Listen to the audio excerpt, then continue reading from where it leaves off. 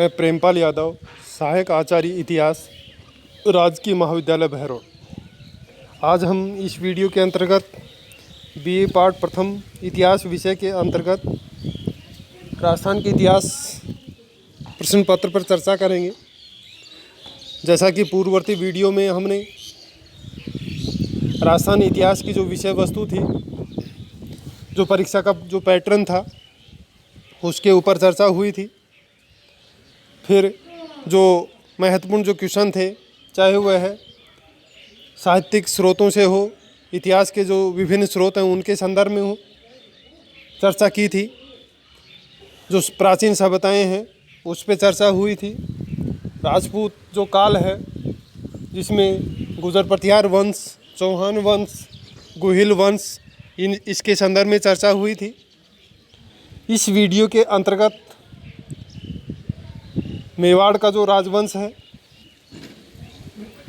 और मेवाड़ के राजवंश में जो सबसे शक्तिशाली शासक हुआ है महाराणा सांगा, उसके संदर्भ में चर्चा करेंगे।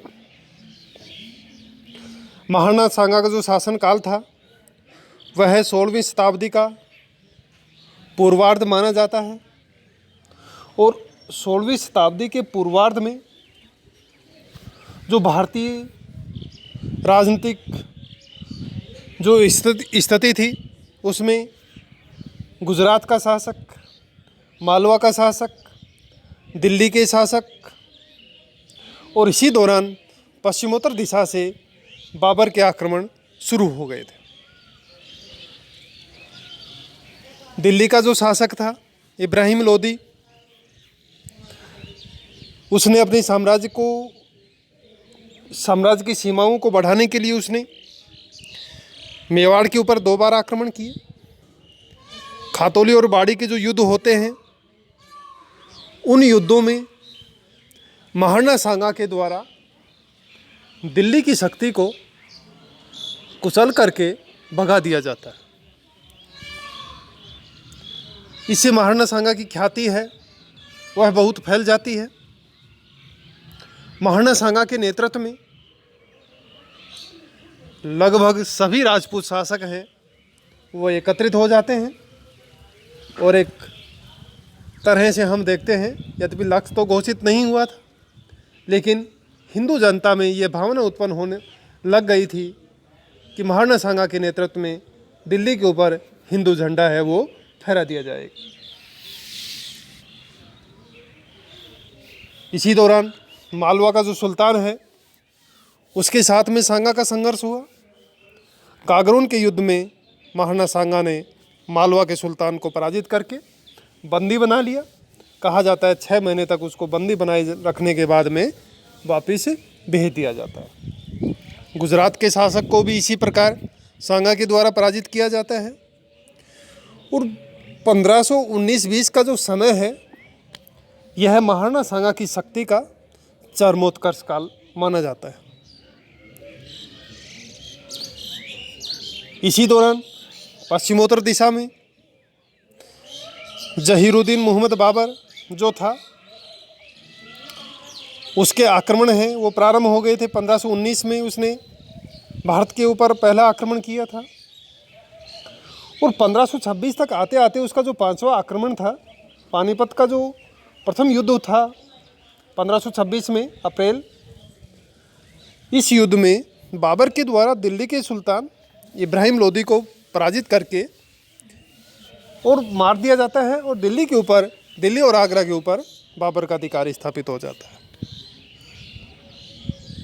अब जब बाबर का दिल्ली और आगरा के ऊपर अधिकार स्थापित हो गया, महाराणा सांगा के लिए यह चुनौती थी। महाराणा सांगा ने इस चुनौती का मुकाबला करने के लिए अपनी सेना तैयार की और वह लड़ने के लिए प्रस्थान कर जाता है। अब सांगा और बाबर के मध्य में संघर्ष क्यों हुआ था?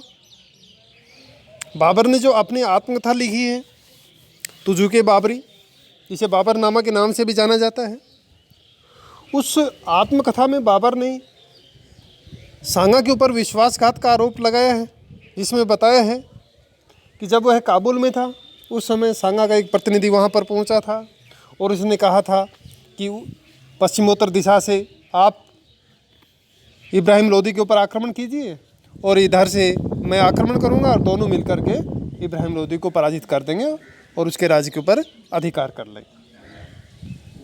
बाबर कहता है कि मैंने तो आक्रमण भी कर दिया, दिल्ली उसको पराजित भी कर दिया, लेकिन ये काफिर है, टस से मस नहीं हुआ। तो ये बाबर का आरोप है सांगा के ऊपर। जबकि मेवाड़ की जो पुरोहित की डायरी है उसमें यह पाया जाता है कि सांगा ने बाबर के पास में दूत नहीं भेजे, अभी तो बाबर ने सांगा के पास में दूत भेजे थे। और उस समय मेवाड़ की डायरी में लिखा हुआ है कि बाबर की सांगा की मौन सहमति है वो उनके साथ में थी, हो गई थी। लेकिन मेवाड़ के जो सरदार थे उन्होंने सांगा को समझाया कि भाई सांप को दूध पिलाने से क्या फ़ायदा, वह है तो काटेगा एक दिन। और मध्यकालीन जो राजनीतिक परिवेश था उसमें राजपूती जो परिवेश था उसमें सामंतों का बड़ा महत्व रहता था। सामंतों के सहयोग के बिना एक राजा के लिए कुछ करना बड़ा ही चुनौतीपूर्ण कार्य माना जाता था। तो इसलिए सांगा ने भी सोचा कि सामंत उसके विरुद्ध हैं, तो उसने फिर अपने पैर पीछे खींच लिए और सहयोग नहीं दिया। सांगा ने सोचा था कि ये बाबर है, तैमूर की भांति आएगा, लूटपाट मचा के वापस चला जाएगा, राजनीतिक व्यवस्था होगी और उसमें अधिक से अधिक लाभ उठाया जा सकता है।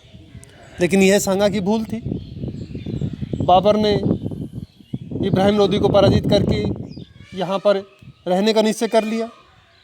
तो अब सांगा भी अपनी सेना लेकर पड़ता है और इस प्रकार हम देखते हैं कि बयाना का युद्ध लड़ा गया, जिसमें महाराणा सांगा की सेनाओं ने मुग़ल बादशाह जो बाबर था उसकी सेनाओं को मार काट करके भगा दिया। तो जैसे ये सेनाएं बाबर के खेमे में पहुंची तो बाबर की सेना बहुत ही भयभीत हो गई। अंत में बाबर ने बड़ा जोशीला भाषण दिया, नाटक किए, इस प्रकार से अपने सेना में मनोबल बढ़ाया, धर्म युद्ध घोषित कर दिया और फिर अपनी सेना को लेकर के वह खानवा के मैदान में पहुंच गया। 1527 में उसने सांगा को पराजित कर दिया और इस प्रकार सांगा की शक्ति है यहाँ पर समाप्त हो जाती है। सांगा को युद्ध मैदान से हटाया जाता है और जब सांगा को युद्ध मैदान से हटाया जाता है तो कुछ समय बाद ही जो ये खानवा का युद्ध समाप्त हो गया और बाबर विजयी हो जाता है।